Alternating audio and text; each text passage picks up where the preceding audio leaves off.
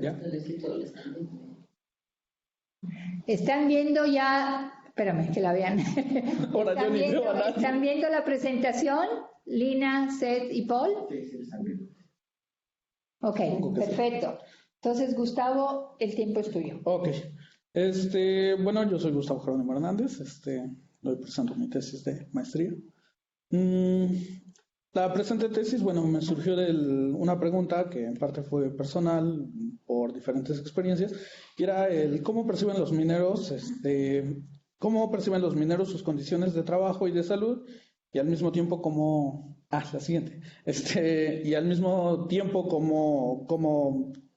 cómo enfrentan estos problemas, no solo cómo las perciben, sino ir un poco más allá, que es el cómo están reaccionando ya a estas, cuáles son las prácticas que ponen específicamente cuando su vida corre peligro o cuando enfrentan algún problema derivado del trabajo o de algún otro problema de la salud. El objetivo, siguiente diapositiva. El objetivo, pues bueno, era describir y analizar partíamos de describir y analizar las condiciones laborales en que los mineros se encuentran para luego poder dar una interpretación o al menos dar un esbozo de cómo es que ellos están percibiendo estas condiciones que están viviendo, a las que se tienen que enfrentar, y finalmente ofrecer algunas rutas o, bueno, describir algunas rutas, las principales rutas que ellos siguen a la hora de enfrentar sus diferentes problemas. Siguiente, por favor.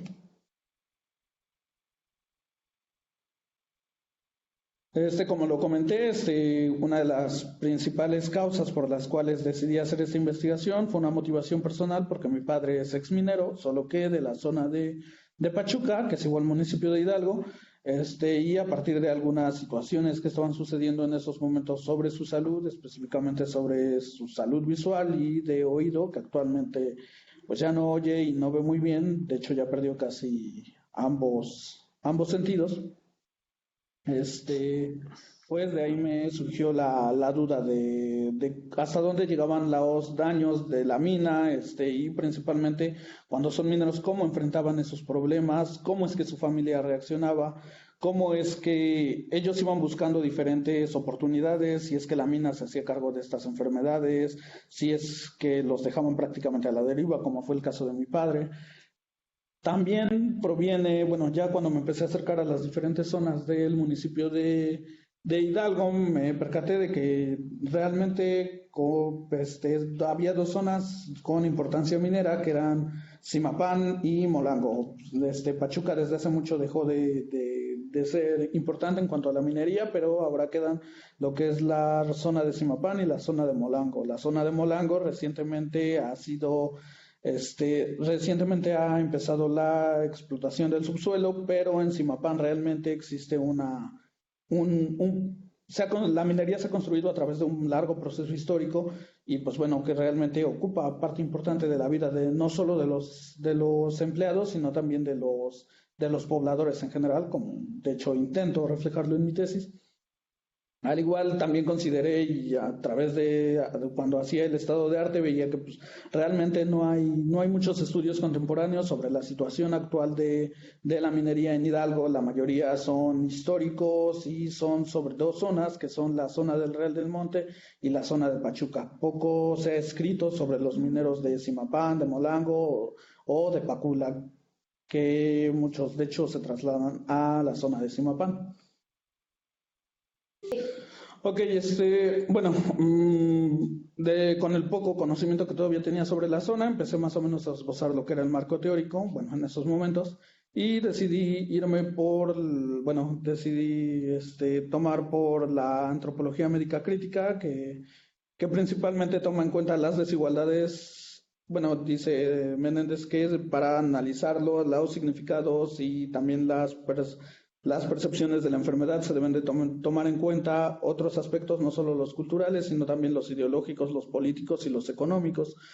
Por ello decidí elegir la antropología médica crítica, intercalando con algunos aspectos de la epidemiología sociocultural, principalmente en cuanto hablamos de la determinación social de la salud, que es ver cómo es que ciertos factores sociales igual están afectando, están incidiendo directamente sobre la salud y bueno, todos los daños que incluso pudieran evitarse, o los daños que pueden ser evitables hasta cierto grado si se tiene cierta atención o prevención de ellos, pero que realmente pues no están sucediendo y que existe una cierta dimensión de desatención en todos estos aspectos y que precisamente eso es lo que está causando daños. También para ello ocupé dos conceptos que cuando me metí a leer parecen contrarios, que uno es el de riesgo y otro el de vulnerabilidad estructural. De hecho, James Quesada lo remarca, que que son dos conceptos, que el de vulnerabilidad estructural hace una crítica hacia el concepto de riesgo, porque señala que no es como que las personas decidan qué riesgos deben de atender, sino que son realmente ya están las condiciones, ya constriñen bastante las acciones de las personas para actuar en cuanto a problemas, para atenderse o incluso para desatenderse, para no hacer nada, ¿no? En ello, pues me centré en lo que era la reducción de daño, que eran las medidas que las personas toman, no solo para atender ya las enfermedades, sino también para reducir todo lo que les pudiera estar haciendo daño, para contener incluso, y no solo a un nivel físico, sino también emocional, simbólico, como en muchas ocasiones lo hacen, que realmente solo es con las únicas condiciones, bueno, las únicas cosas a las que pueden someterse, porque realmente no tienen los recursos suficientes para atenderse de manera adecuada, ¿no? La siguiente. Bueno, en mi metodología empecé con una revisión de los datos epidemiológicos, a partir de los cubos estadísticos del IMSS. Obviamente utilicé técnicas en un método cualitativo completamente, realmente no soy muy bueno en métodos cuantitativos. Empecé a partir del rastreo de pocas personas, de dos informantes clave que fueron Flora Rosales y su hija Teresa Bell Rosales. Ellas fueron las que me acompañaron durante toda esta investigación y a partir de ellas fue como empecé a conectar con diferentes personas, ya sea transportistas, mineros o exmineros. Y fui derivando de ahí a mis diferentes informantes. Unos me llevaban con otros y así sucesivamente. Debido al COVID, pues realmente me planteé frente al problema de que no me podía acercar de manera inmediata, por lo que empecé con una etnografía. Intenté hacer una etnografía digital, también a requisito más de ciencias que por decisión propia. Intenté acercarme a partir de las redes sociales. No solo como instrumento, sino también como espacio de discusión, porque en las redes sociales se estaba suscitando muchas discusiones sobre mineros, sobre el contexto político actual de Zimapán, porque en esos momentos estaban pasando por las elecciones para presidente municipal. Y entonces empecé a partir de ahí a hacer el pequeño rastreo de cómo es que ellos veían o las opiniones que tenían sobre la minería, sobre procesos políticos, sobre candidatos. Y pues bueno, de ahí, cuando se me otorgó el permiso para acceder al espacio físico, realmente no teníamos mucho tiempo para estar ahí. La doctora Paula y yo decidimos pues hacer más lo que se le conoce como una etnografía enfocada, que es una etnografía más rápida que se puede llevar de una semana a 2 meses y que se centra en abrirla un poco más, no la acotas a sujetos en espacios físicos determinados, como en este caso era la minería. De hecho, al principio la tesis estaba planteada para solo investigar las condiciones de una mina, que era la mina La Purísima. De hecho, ya tenía el permiso para acceder a la mina, para ir con los mineros, pero cuando del COVID se me negó, y entonces decidimos abrir un poco más el espacio y abarqué diferentes tipos de informantes, abarqué desde mineros, exmineros, trabajadores de otros estados pero que viven en Zimapán, abarqué la plantilla plantilla administrativa, jefes. Fue una decisión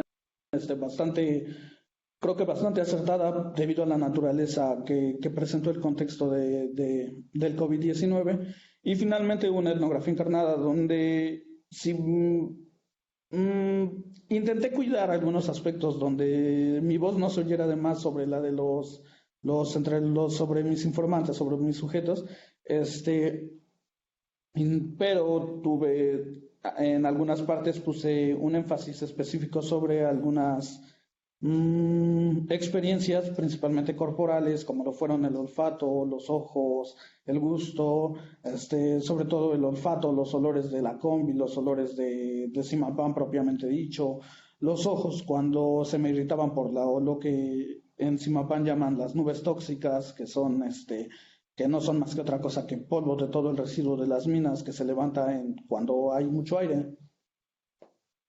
Y bueno, de aquí sacamos algunas cosas. Realmente creo que uno de los aspectos más importantes fue el de la escucha participante, que fue que, bueno, como no podía hacer una observación participante porque no me habían dejado entrar ya a la mina, pues no me quedó de otra más que poner atención prácticamente a todo lo que se decía en torno a la mina, en torno a las elecciones, rumores, chismes, pero no solo era oír, sino que era oigo esto y luego me acerco a la zona para ver si es cierto, o oigo esto y voy a constatarlo con los informantes que ya tenía, era bastante ir de aquí a allá. Realmente esta parte fue, creo que uno de los pilares fundamentales de la investigación, el andar de chismoso, oyendo aquí, oyendo allá y luego ir a constatar, creo que fue uno de los pilares importantes de mi investigación. Mm, bueno, ya en el capítulo 1, propiamente dicho, analizo lo que es la historia de la minería en Zimapán. Se me hizo un aspecto muy importante de la historia de la minería en Zimapán porque a diferencia de las investigaciones que ahora se están sacando mucho sobre minería, que son sobre minería de lo que llaman megaproyectos o que son proyectos recientes, donde las personas se resisten y existe una organización comunitaria y siempre hablan de que la organización comunitaria y las personas se reúnen para luchar en contra de las grandes empresas y megaproyectos. Pues en Zimapán no sucede esto, realmente en Zimapán desde el siglo XVI está la minería y realmente se ha incrustado bastante en la vida de ellos. Tienen varios momentos a partir del siglo XVIII, realmente es cuando se establecen las grandes minas, con la mina en Lomo de Toro, pero ellos, bueno, en la minería de Zimapán, incluso las autoridades, cuando vas a preguntarles, ellos siempre te sacan el momento de la Segunda Guerra Mundial. ¿Por qué? Porque fue el momento en que hubo más importaciones de plomo para otros países y fue el momento de auge de la minería y donde todos dicen que en Zimapán todo era felicidad y nadie se moría de hambre. Eso es lo que te dicen las autoridades de las minas. Sin embargo, después, a inicios, perdón, de 1990 existe una completa caída en los precios de los metales y también resulta que muchas minas se habían pues prácticamente acabado o no tenían los permisos para ir para acabar todavía más socavones y entonces se reanudan actividades hasta el 2000 y hasta inicios del 2000, sí, más o menos del 2009 al 2015 se reanudan las actividades en diferentes minas, principalmente en lo que son la empresa beneficiadora La Purísima y la empresa Carrizal Mining, que son las dos más importantes de Zimapán, reanudan actividades.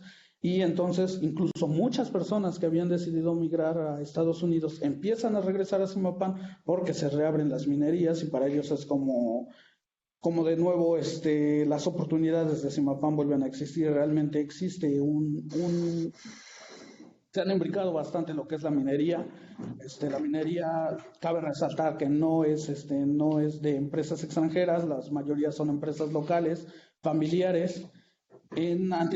Anteriormente, de hecho, la mina Purísima era de una empresa que se llamaba Peñoles, que era española, pero actualmente las concesiones ya las tiene la familia Sánchez Lozano, que es parte de los cacicazgos locales de Zimapán. Realmente es una minería muy local. Ellos lo llaman como minería. Ellos se llaman medianos empresarios porque dicen que no producen a grandes escalas como otras mineras de otros estados, sino que pues es una minería muy local y dicen que un negocio familiar, y que por ello a veces incluso de ahí, según ellos, derivan los sueldos a veces bajos. Bueno, encontramos también que realmente lo que ellos consideran como oportunidades en Zimapán son muy bajas, porque encontramos bueno, está rara la situación, honestamente, porque la CONAPO y el CONEVAL te dicen que existe un bajo rezago educativo, una baja marginación social, pero cuando vas y empiezas a hablar con las personas, todos te dicen, no, es que no hay trabajo, los únicos trabajos que hay son la minería, migrar o, o el comercio informal. Al igual te das cuenta que realmente gran parte de la alfabetización no es por las escuelas, no hay escuelas propiamente dichas, sino que son espacios adaptados a veces para que profesores de la CONAFE hagan ahí, desarrollen ahí sus actividades y que en la mayoría pues son chamacos de 16 a 17 años que se mandan y que a veces incluso igual se someten a bastante violencia por parte de autoridades, por parte de la población, acosos, violaciones, agresiones directas y que realmente no se ve reflejado en ningún censo hasta ahora porque pues dicen, no, es que tenemos bajo rezago educativo, pues sí, pero la mayoría lo sostienen no solo las escuelas formales, sino también los maestros de CONAFE que andan de aquí para allá y realmente creo que al menos en esta parte sí creo distar al menos de las opiniones de la CONAPO y del CONEVAL, donde te dicen que no hay mucho rezago cuando realmente en las personas sí te dicen que sí las hay.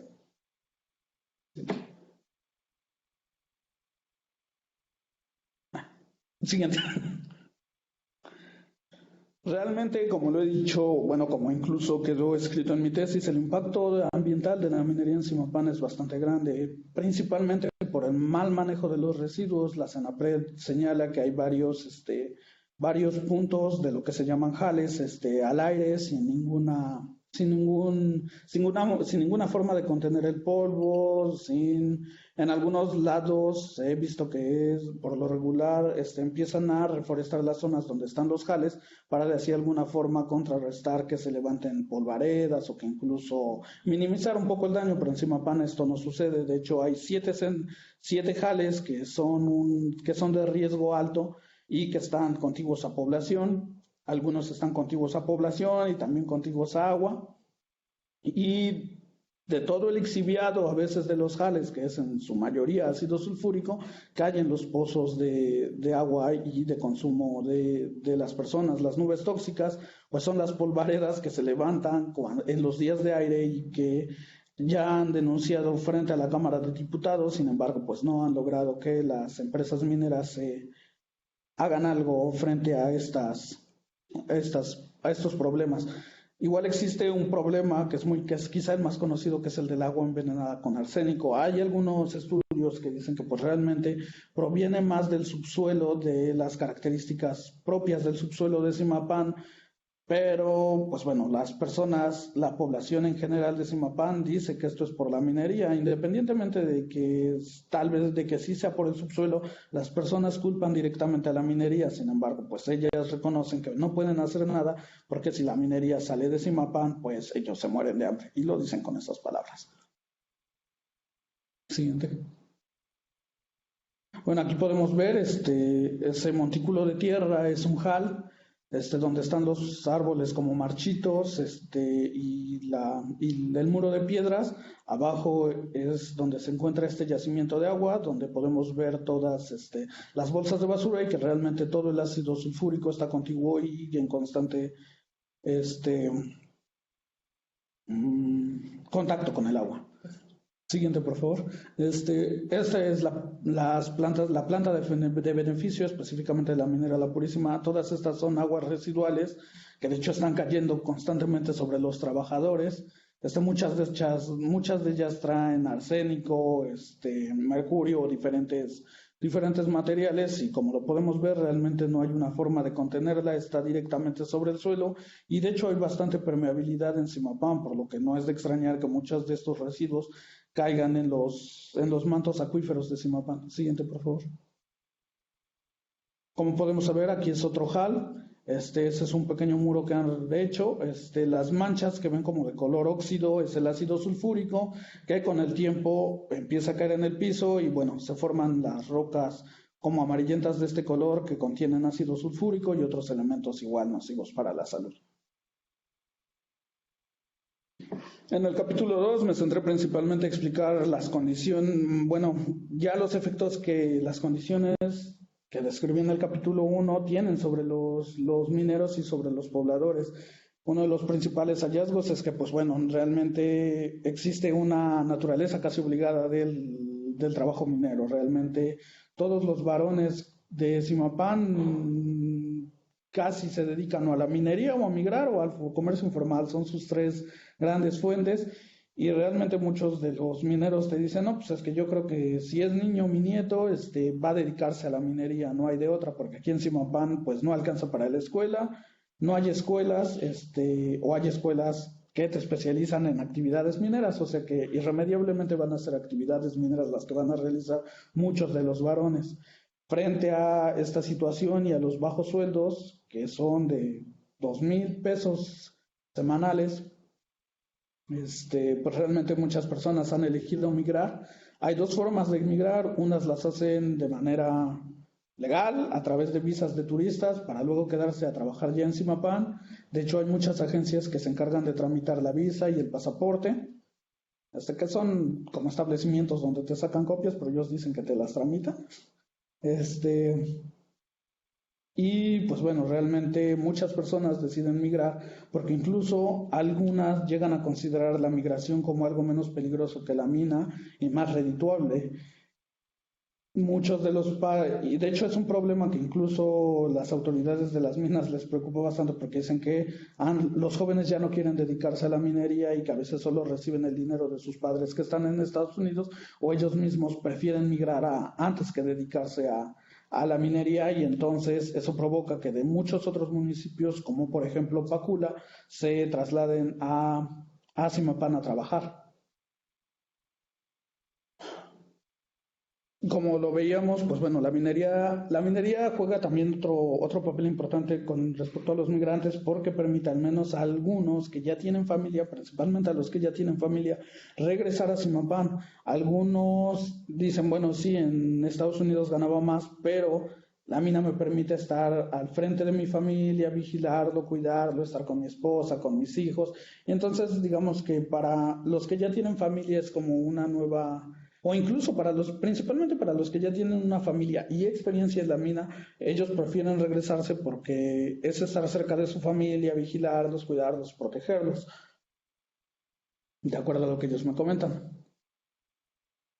Bueno, también encontramos que existe una violencia normalizada en los discursos sobre el por qué las personas prefieren migrar a quedarse en Zimapán. Realmente las personas, o bueno, las autoridades nos dicen que es porque ellos no desean superarse, que realmente los mineros que desean superarse pueden tender a mejores puestos o incluso a que les den una beca para entrar a la universidad de minería, la UTMZ, y que pues bueno, realmente los que prefieren migrar es porque no quieren superarse o quieren estar siempre de lavalosas o de otras actividades, mientras que los mineros que siempre deciden superarse, pues se quedan en la mina, se hacen parte de la mina, obtienen estudios en minería, tienen hijos que se dediquen a la minería, pero esos hijos ya no van a ser, ya no van a ser mineros, sino que van a obtener un escalón superior a un simple obrero de la mina.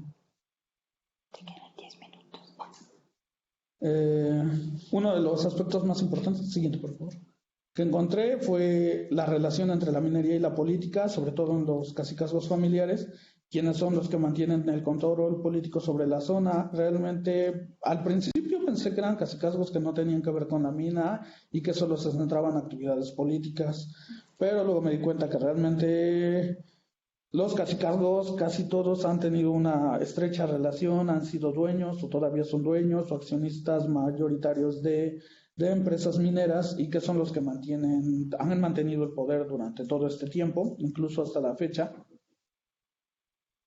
Realmente para esto se hacen de prácticas clientelares, también hay intercambios que no solo se centran en el te doy varilla, te doy cemento, sino que van para ofrecer una seguridad simbólica que es el trabajo a través de la mina, porque ellos siempre el discurso es de, bueno, las minas te están ofreciendo la seguridad de estar con tu familia, no tienes que emigrar, no tienes...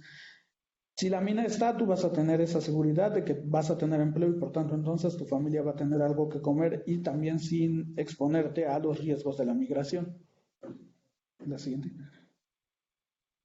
Bueno, de las percepciones lo que encontramos es que existen entre más alejada el puesto que tengas en la mina, entre más alejado esté de la mina física como tal, es mayor el temor que van teniendo. Por ejemplo, los empresarios minimizan el riesgo siempre y siempre dicen que pues en la mina todos los trabajos son peligrosos, que no hay problema. Los que le siguen los administrativos igual siempre dicen los mismos, que no hay problema, que a ellos les gusta, que es un trabajo peligroso, pero siempre sacando incluso algunas cuestiones bastante obvias de masculinidad como la fuerza, la resistencia, el aguante de esas condiciones.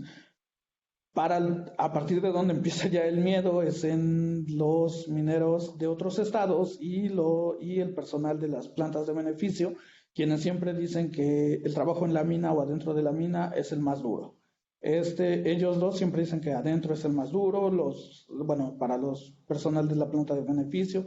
Algunos han comentado que prefieren ni siquiera acercarse a la mina porque el respirar los simples gases te puede enfermar de algo, porque no les dan los instrumentos necesarios.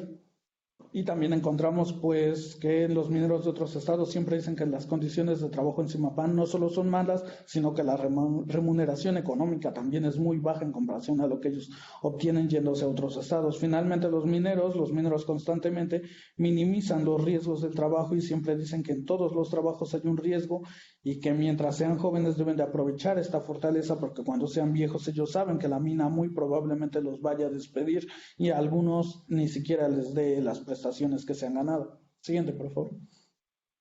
El capítulo 3, que creo que es el más, uno de los donde más me extendí incluso, pues bueno, encontramos que ellos identifican dos grandes grupos de riesgo que son la enfermedad y los accidentes y la presencia de accidentes.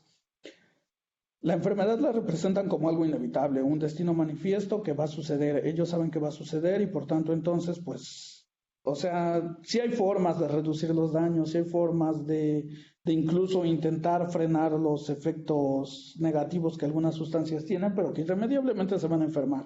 Ellos dicen que muy probablemente o se queden ciegos o se queden sordos o quizá incluso pierdan un miembro, por lo cual deben de aprovechar su cuerpo joven, su fuerza que tienen cuando son jóvenes. Entonces la enfermedad va siendo es producto de hecho de la acumulación de sustancias, de la acumulación incluso de trabajo, porque algunos mineros ya viejos me llegaron, bueno, sobre todo don Panchito se llamaba, me dijo que realmente él ya se sentía cansado por todo el tiempo que había trabajado, que eran 35 años en la mina, y que él ya se sentía cansado. Esto es parte de una acumulación porque él dice que ha trabajado tanto tiempo y en diferentes zonas que ahora ya se siente cansado. Por tanto, entonces la salud, pues bueno, para ellos la salud se traduce como una capacidad de trabajar. Incluso muchos dicen, no, pues es que yo estaba sano, pero fue hasta que me lesioné y que me dijeron que ya no pude trabajar, que me empecé a sentir mal. Antes de eso no me sentía mal, realmente yo me sentía bien, incluso aunque me hubiera fracturado tal cosa. O te dicen, no, pues sí me sentía mal, pero yo sentía que estaba bien mientras estuviera trabajando. Realmente ellos asocian salud a igual a la capacidad de trabajar. Mientras puedan trabajar, ellos se sienten en óptimas condiciones, aunque realmente estén dañados de los pulmones, de algún miembro, de la vista o del oído. Existe realmente una profunda construcción de la masculinidad que afecta, de hecho, directamente sobre la salud, porque ellos, a partir de algunos conceptos como la fortaleza, el aguante, la resistencia, ellos empiezan a minimizar estos efectos negativos que tienen las sustancias, que tiene el trabajo, hasta que ya son en ocasiones irremediables. Un minero me comentaba que pues él realmente había trabajado incluso después de que se había fracturado una pierna y que había perdido parte de la vista y del oído, que realmente pues él hubiera podido seguir ahí porque él no necesitaba ni siquiera ver para desempeñar sus actividades dentro de la mina. También encontramos que, pues bueno, la masculinidad no solo es un riesgo para ellos, como lo podemos ver, sino también para las mujeres, porque en ocasiones tienen constantes actitudes o, bueno, acciones que violentan a las mujeres. De hecho, puse varios ejemplos en la tesis donde ellos están agrediendo directamente a las mujeres o ellos directamente hacen que las mujeres se equivoquen, para que las regañen. Diferentes métodos tienen para como demostrarle a las mujeres que ese no es un lugar apto para ellas y que el lugar en el que ellas deben de desempeñarse son principalmente en puestos administrativos. Siguiente. Existe una diferenciación entre enfermedades padecidas por el trabajo y las que no son. De las enfermedades derivadas encontramos algunas como silicosis, tuberculosis, gripas y fiebres. De las enfermedades en relación directa, pues estaban, por ejemplo, la diabetes, la cirrosis, el alcoholismo, el exceso de colesterol, la insuficiencia renal y el COVID-19. La siguiente. Con los accidentes ocurre lo contrario que con las enfermedades. Ellos dicen que no pueden saber cuándo van a suceder, pero que pueden controlar cuándo van a suceder, o que incluso si suceden, la mayor parte de las ocasiones son por responsabilidad de alguien que hizo mal su trabajo. Realmente ellos internalizan bastante esto de hacer bien su trabajo, dar más horas de las que la empresa está exigiendo, incluso sacrificar horas de alimentación para realizar bien su trabajo y así evitar lesiones directas sobre el cuerpo y que incluso puedan o imposibiliten que ellos puedan seguirse desempeñando como cabezas de familia, porque era una de las preocupaciones más grandes, que ellos ya no pudieran atender estas obligaciones con sus familias. De los principales factores de riesgo, pues bueno, eran la juventud, la falta de experiencia, las relaciones sexuales constantes y finalmente el alcoholismo, que estuvo muy presente en los discursos sobre factores que afectan o que pueden incidir en la ocurrencia de algún accidente. Siguiente. Bueno, de las principales prácticas que ellos me dicen que ocupan para contener el daño o incluso es la habituación del cuerpo al trabajo. Dicen que al principio pues sí, te sientes muy cansado, te puedes enfermar de gripa, fiebre, pero que con el paso del tiempo tu cuerpo se va acostumbrando y entonces pues ya no sientes todo eso que antes sentías, que incluso te sientes bien ya al terminar tu trabajo, que sí te cansas pero te sientes satisfecho por haber hecho un buen trabajo. Ellos ocupan prácticas de disciplinamiento del cuerpo para precisamente realizar esta habituación del cuerpo, a veces con ellos mismos y a veces con sus compañeros, a veces les ponen castigos, les juegan bromas o para sí mismos. Algunos me dicen que procuran hacer ejercicio, que procuran dormir bien, que procuran no dormirse tarde, que procuran no tomar dentro del área de trabajo, pero que por el contrario muchos sí lo hacen, o sea, muchos sí toman, muchos se van incluso con sexoservidoras a un barcillo que estaba muy cerca del centro, por cierto, y pues dicen que estas son las prácticas que uno debe de evitar y que debes de tener cierta disciplina sobre tu cuerpo, sobre tus actividades para evitar la ocurrencia de algún accidente o incluso de alguna enfermedad. Ya no hablemos de la ACTS, sino de una enfermedad ocurrida por el trabajo, porque debes de ponerte bien tus instrumentos para evitar que el daño se acumule en tus pulmones, para evitar caídas o diferentes cosas. De las diferentes rutas de atención encontré, pues bueno, capacitaciones en primeros auxilios para que tú puedas atender a un compañero lesionado. También muchos atienden al IMSS, pero cuando el IMSS no puede hacerse cargo, recurren a clínicas privadas, específicamente la clínica del FAS, y para problemas como fiebres, gripas, recurren a la automedicación, que hice un desglose un poco más largo en la tesis sobre qué medicamentos específicamente utilizan para qué cosa. En el capítulo 4 me centré principalmente a las emociones que los mineros experimentan sobre estar expuestos a todas estas condiciones y a estos riesgos. El primero, pues bueno, son los sentimientos de vulnerabilidad, porque aunque no lo expresen o no te digan, ay, me siento frágil, lo siento, constantemente te están diciendo que pueden morir. y que esto no les da completa tranquilidad porque si dejan a su familia, pues ¿quién se va a hacer cargo? Sin embargo, igual creo que podría ser por el hecho de exaltar esa identidad masculinizada de, pues no sé cuándo voy a morir, y me siento satisfecho con ellos, te estoy enfrentando a la muerte, diario, porque muchos igual me lo expresaron así, pues es que este es un trabajo donde te enfrentas a la muerte diario, no, aquí no debes de tener miedo, porque si tienes miedo, eso puede hacer que te caigas, te tropieces o que hagas malas cosas. Muchos de los que se equivocan, según los mineros, era por miedo y por falta de experiencia o porque estaban jugando en el área de trabajo. También los traumas sirven como parte del disciplinamiento, pues para muchos de ellos, sobre todo con don Panchito, cuando le preguntaba que cómo le hacían para evitar los problemas, él decía, pues solo te acuerdas de que tus compañeros se cayeron, se murieron, les explotó una dinamita, se ahogaron, se envenenaron. Te acuerdas de eso y con eso tú debes de saber por qué te estás poniendo las cosas, cómo debes de actuar dentro. Cuando no actúas de esa forma es cuando usualmente llegas a morir.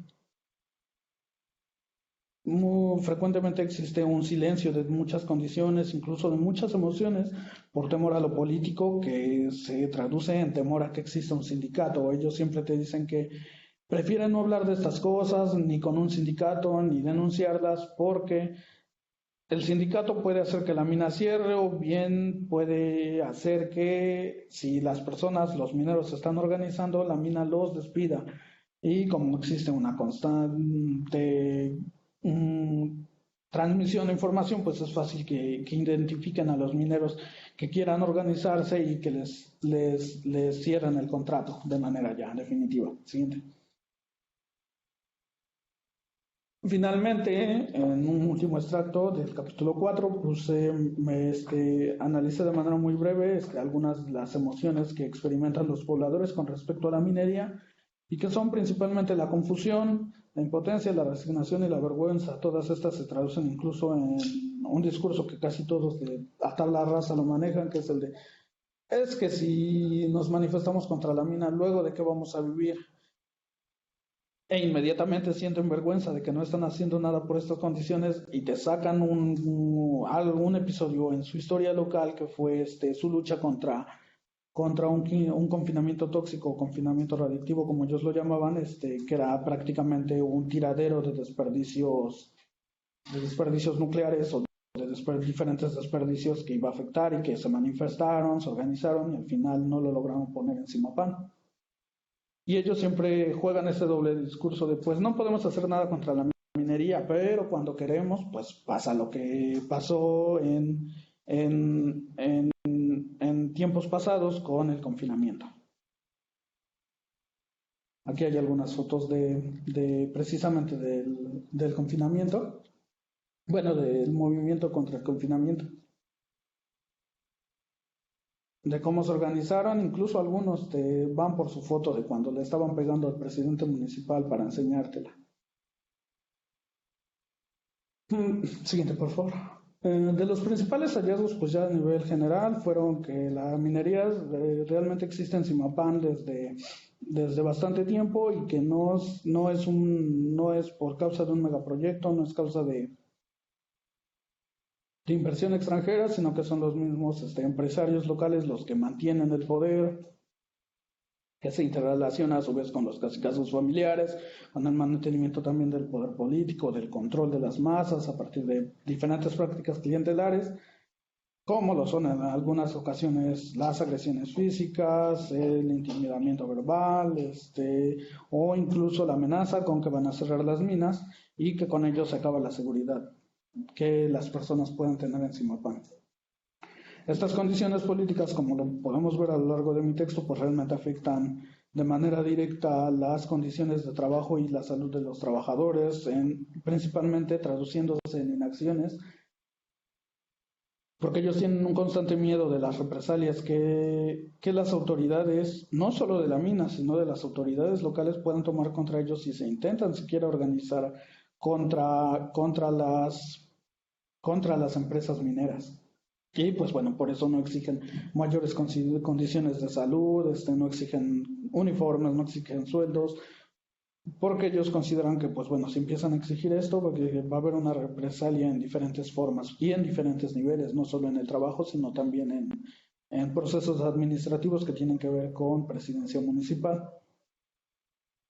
También se identificaron diferentes procesos de la construcción de una identidad masculina y que esta pues también tiene efectos sobre su salud y sobre la salud de las mujeres que los rodean, no solo dentro del trabajo, sino también exterior, pues en ocasiones los mineros llegan a acosar a mujeres, llegan a, pues como lo dije, contratan sexoservidoras, agreden a sus esposas, las intimidan a través de del gasto, no les dan gasto, las amenazan con que las van a golpear si las ven hablando con otros hombres. Son un montón de riesgos a la salud que no solo giran en torno a sus propios cuerpos, sino en torno a los cuerpos de otras personas y que proviene precisamente de esta construcción masculinizada de la identidad y de una identidad que incluso se relaciona mucho con el tipo de trabajo que tienen. Los mecanismos, muchos mecanismos de atención y prevención, principalmente como lo es el disciplinamiento, la habituación, permiten que las cosas sigan realizándose de la forma en que se han realizado, no hay espacio para muchos cambios porque los mineros, pues, se responsabilizan a sí mismos antes que responsabilizar a los dueños de las empresas o a las empresas mismas. Ellos prefieren responsabilizarse y entonces dicen que si algo sucede es porque ellos directamente tuvieron la culpa. Y pues esto permite que las empresas sigan manteniendo esas nulas o esas precarias condiciones de trabajo.